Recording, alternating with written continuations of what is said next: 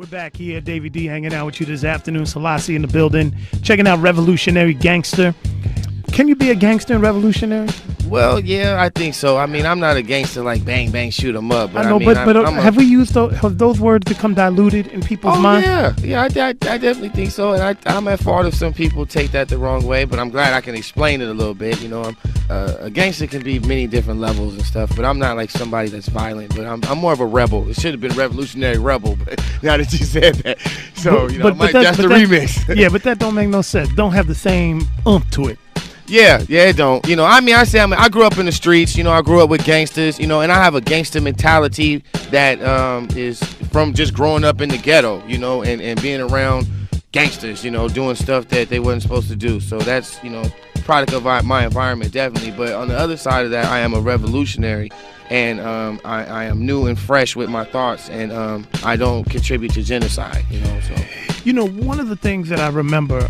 Your name is starting to be known not just here, but around the country. Crazy. And primarily because you took the Bay Area aesthetic, with people that preceded you, living legends, Hyro, the Quantum Brothers, all those guys from Quantum. Yep. Before that, the JTs, the bigger figures, the E40s and Too Shorts, and what have you, where, you decided to create your own platform.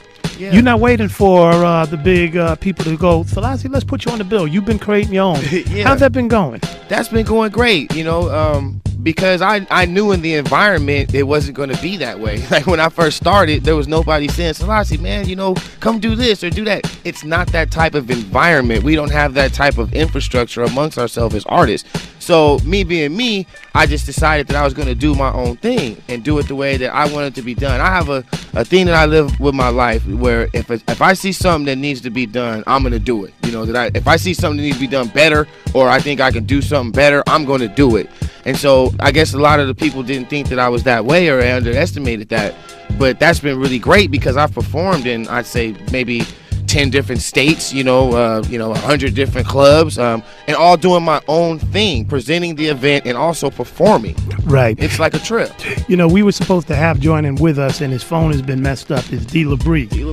And, I wanted to have both of you in the studio today because you represent this new generation of people that has been, talking about this new DIY,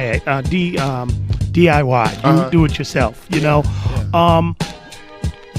first of all, talk about him because he's here's a guy you don't hear him on the radio. Yeah. You're probably not even going to see his records in the store, but I travel. I get to travel. You do. And I'll be like, all right, I'm in Texas, and I'll be like, hey, that's D. LaBrie. What are you doing here? Yeah. You'd be like overseas. Yeah. People like D. LaBrie's here overseas. South Korea. Yeah, so this man be traveling internationally with none of that stuff, and you've been starting to tour the country as well. What lessons have you learned from the E40s and everybody else in the past? That you apply now, and how is the game different from the hustle that your predecessors had? Well, that's a great question. I think that the hustle my predecessors had, they had more of a support system, and they were new and they were at a good time. I think it was just their time. It was a good time, and they were new, they were young, and they had it where it was a different type of a game. They were independent, but they were like the only independents. I remember when there were no independent type things. I grew up with that. Like you say, JT, E40, these were all independent cats that would go other places with the so-called majors and weren't respected, at that time when they were going other places because they were independent, they weren't signed and all this stuff. 16 years later, they hanging with the same cats that was knocking them, and they want to be with what they doing, you know what I'm saying? And that's really the reality of the game. So what I learned from them, because I sat back and watched all of them come up. I bought all their records. I have all their records. I've been a fan of all them cats, and now I know them personally, and they know me from being a young cat in the crowd or being on the side and watching me come up.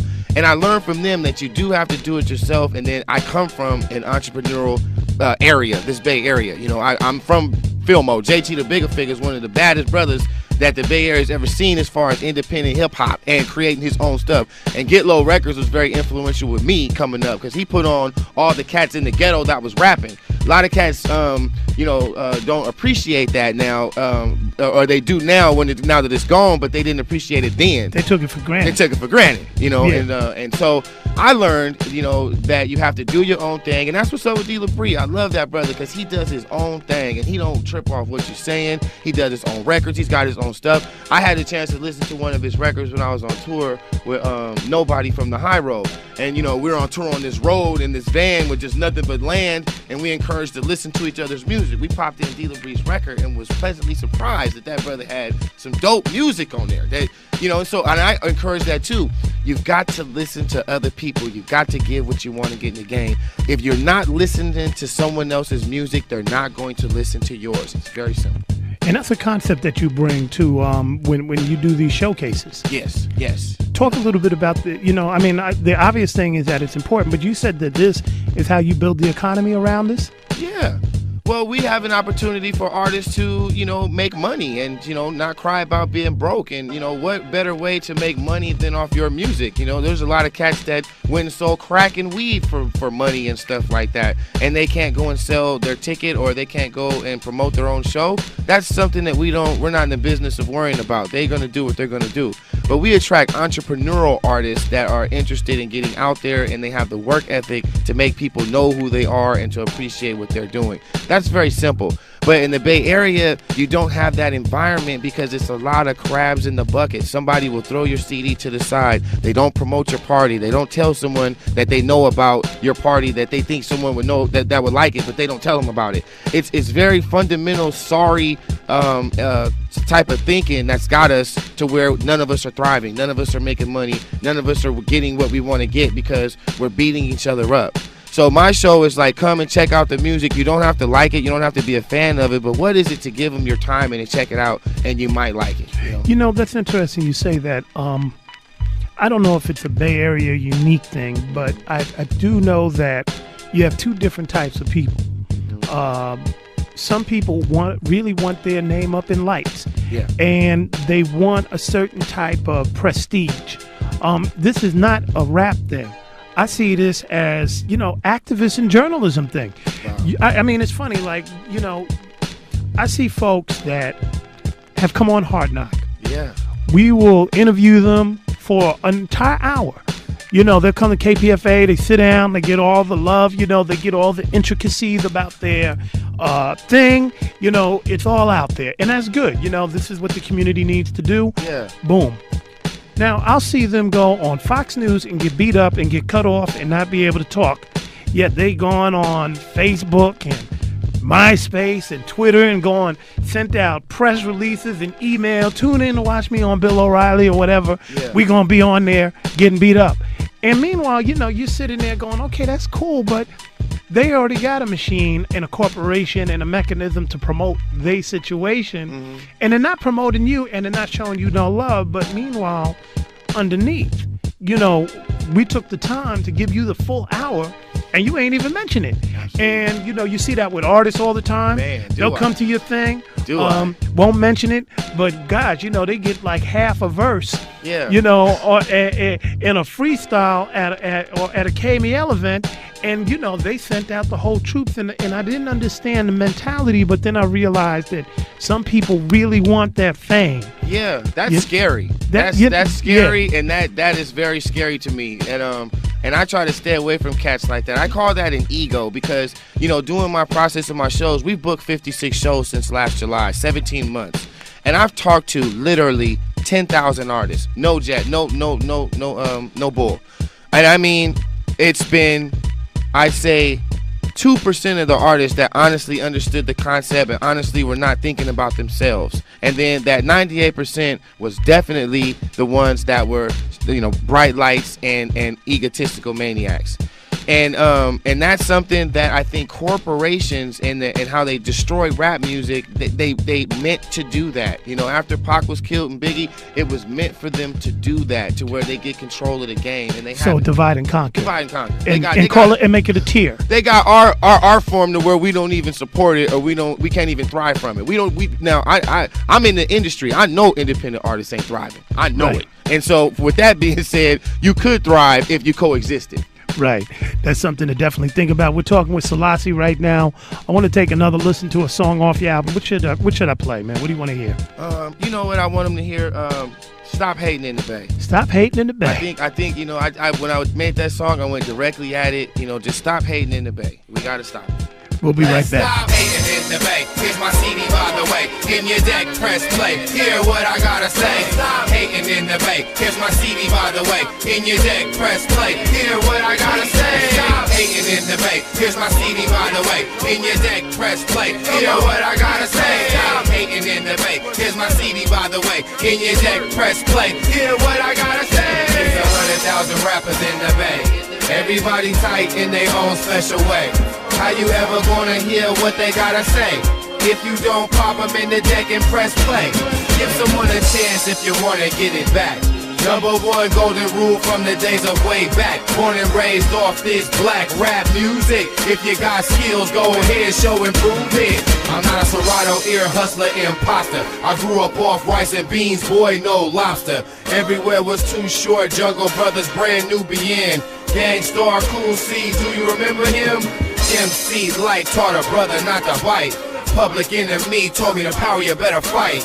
NOG said be a father to your child. UNITY, Queen Latifah singing proud. Stop hating in the Bay. Here's my CD, by the way. In your deck, press play. Hear what I gotta say. Stop hating in the Bay. Here's my CD, by the way. In your deck, press play. Hear what I gotta say. Stop hating in the Bay. Here's my CD, by the way. In your deck, press play. Hear what I gotta say. Stop hating in the Bay. Here's my CD, by the way. In your deck, press play. Hear what I gotta say. We got talent right here in our backyard.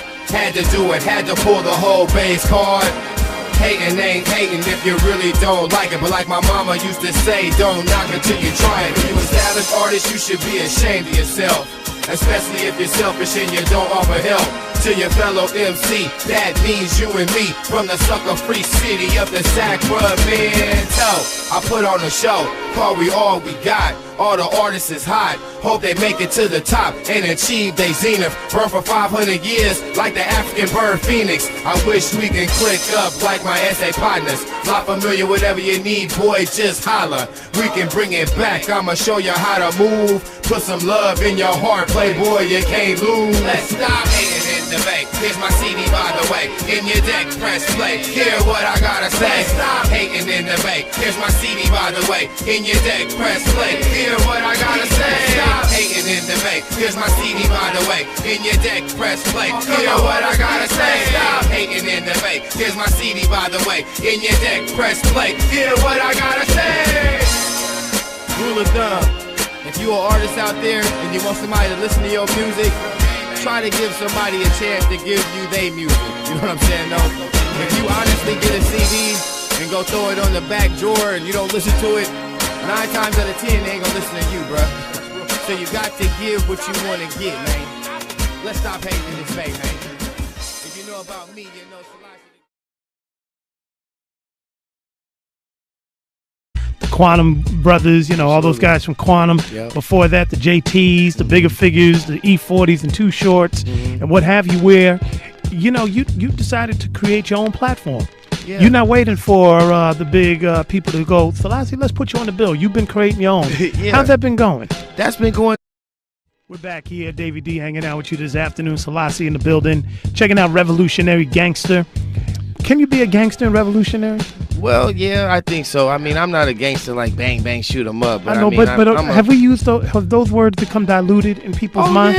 Yeah, I definitely think so. And I am new and fresh with my thoughts, and I don't contribute to genocide, you know. So, you know, one of the things that I remember, your name is starting to be known not just here but around the country. Crazy. And primarily because you took the Bay Area aesthetic, you know, with people that preceded you, living legends, Hyro. I'm at fault if some people take that the wrong way, but I'm glad I can explain it a little bit. You know, a gangster can be many different levels and stuff, but I'm not like somebody that's violent. But I'm more of a rebel. It should have been revolutionary rebel, but now that you said that, so you know, that's the remix. Yeah, but that don't make no sense. Don't have the same oomph to it. Yeah, it don't. You know, I mean, I grew up in the streets. You know, I grew up with gangsters. You know, and I have a gangster mentality that is from just growing up in the ghetto. You know, and being around gangsters, you know, doing stuff that they wasn't supposed to do. So that's, you know, product of my environment, definitely. But on the other side of that, I am a revolutionary, and